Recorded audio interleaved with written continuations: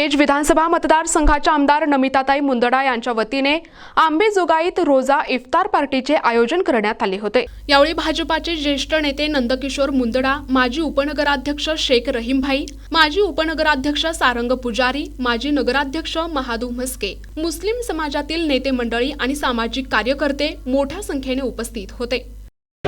आज केज मतदारसंघाच्या लाडक्या आमदार नमिताताई मुंदडा यांच्या वतीनं आज रोजा इफ्तार पार्टीचं आयोजन केलेलं आहे। या रोजा इफ्तार पार्टीसाठी आंबेजोगाई शहरातील सर्व मुस्लिम बांधव रोजा सोडण्यासाठी आज इथे उपस्थित राहिले आणि उद्या हिंदू बांधवांसाठी नवीन वर्ष की आपला गुढीपाडवा आहे, त्या निमित्तानं संपूर्ण आंबेजोगाईतील सर्व हिंदू आणि मुस्लिम बांधवांना मी पाडव्याच्या शुभेच्छा देतो व हा रमजान महिन्याचं जे ईद आहे, परवा दिवशी पाडवा झाल्याच्या नंतर लगेचच ईद आहे, तरी मी ॲडव्हान्समध्ये सर्व मुस्लिम बांधवांना मी रमजानच्या खूप खूप शुभेच्छा देतो।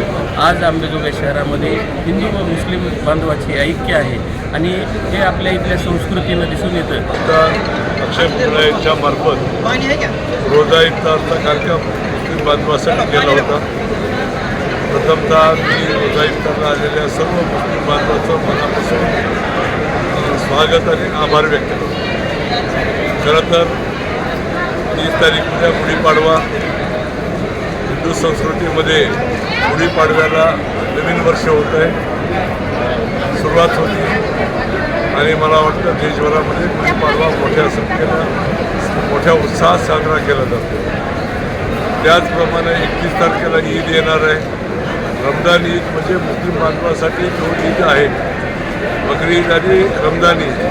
रमजान ईद ही मोठ्या संख्येनं लहानापासून मोठ्यापर्यंत ईद मोठ्या प्रमाणात साजरी करतात।